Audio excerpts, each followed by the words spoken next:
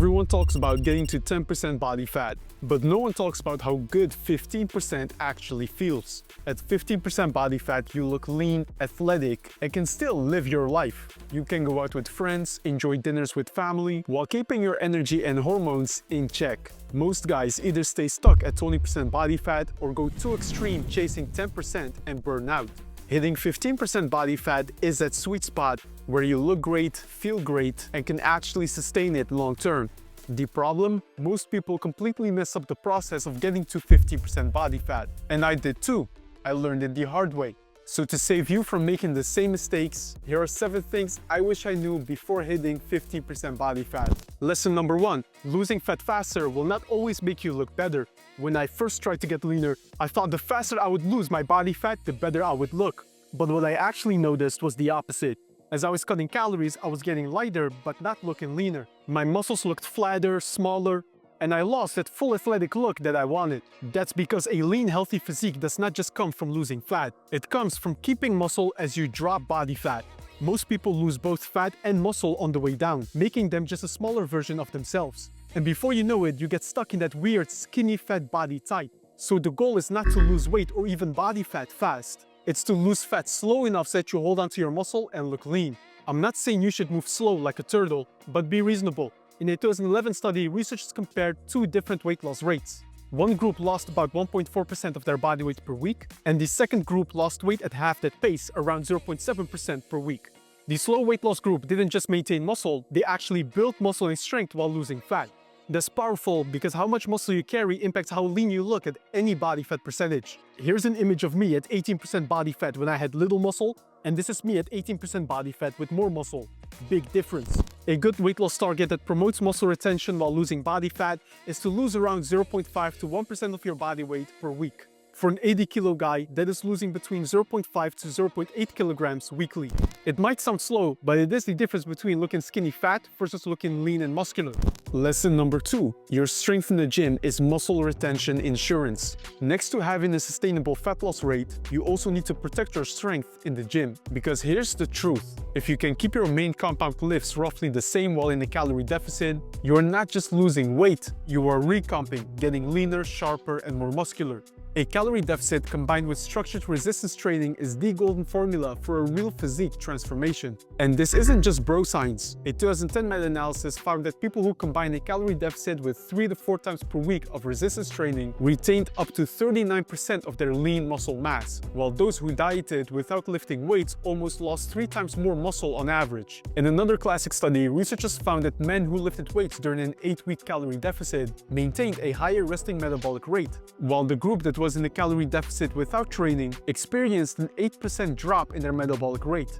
So lifting weights is not just about looking better, it literally keeps your metabolism stronger long term.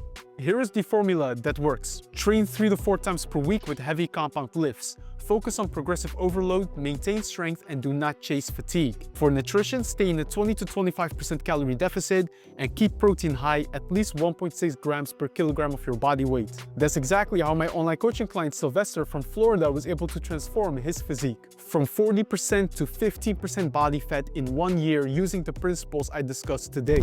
Also, in less time, you can see impressive results like my online coaching client Yassine from the Netherlands. In 4 months' time, Yassine was able to reach 15% body fat while gaining strength in the gym. Because when you train to keep your strength, you do not just get lighter, you also get more muscle development. And that makes you look lean at 15% body fat.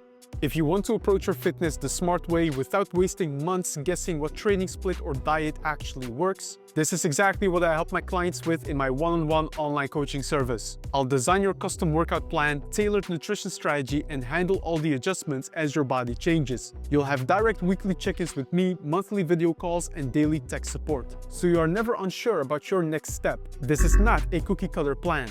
It's a science-based system completely designed around you, your lifestyle, your schedule, and goals. I only take on a limited number of clients to make sure I can give everyone full attention. So if you are serious about getting to 15% body fat, visit the link in the description and apply. I will get back to you within 24 hours and we can set up a call to discuss your goals.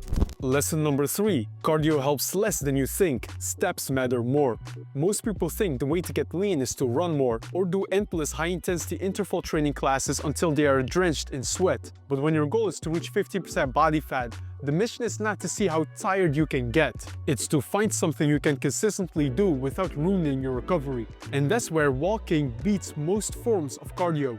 Think about it, running and high-intensity interval training are intense. They spike fatigue, increase hunger, and interfere with your recovery from resistance training. There's even research showing that running more than 30 minutes 3 times per week reduces leg muscle growth. When you are in a calorie deficit, that is the last thing you want. You are already eating less, recovery is limited, and energy is down. The fatigue from constant running will just make your workouts worse. Walking, on the other hand, is low stress and highly scalable. You can walk every day, burn extra calories, and still have good energy to hit the weights hard.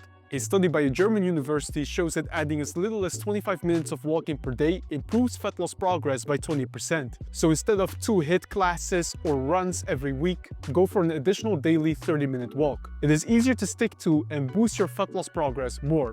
Lesson number 4. What you eat matters more than you think.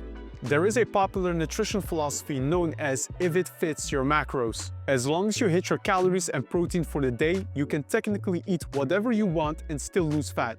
That's true.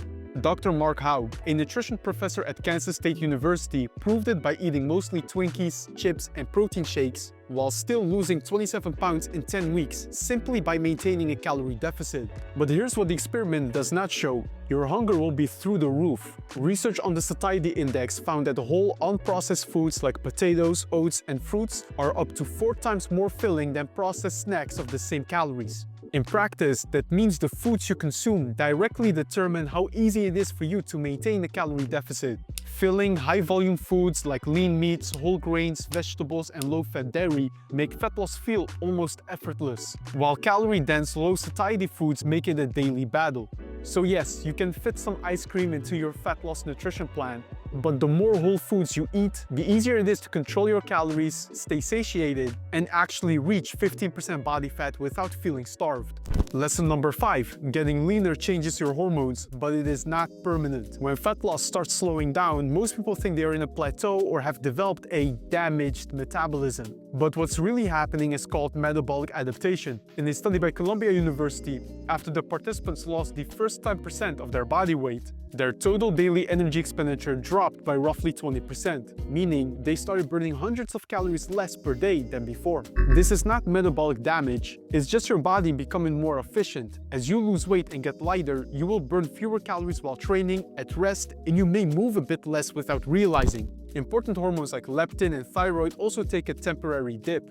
The good news, if your goal is to reach 15% body fat, these adaptations are mild and quickly reversible. Only when you push closer to 10% body fat or below do those hormonal shifts and metabolic adaptations become extreme. That is another reason why I recommend to aim for 15% body fat and not lower.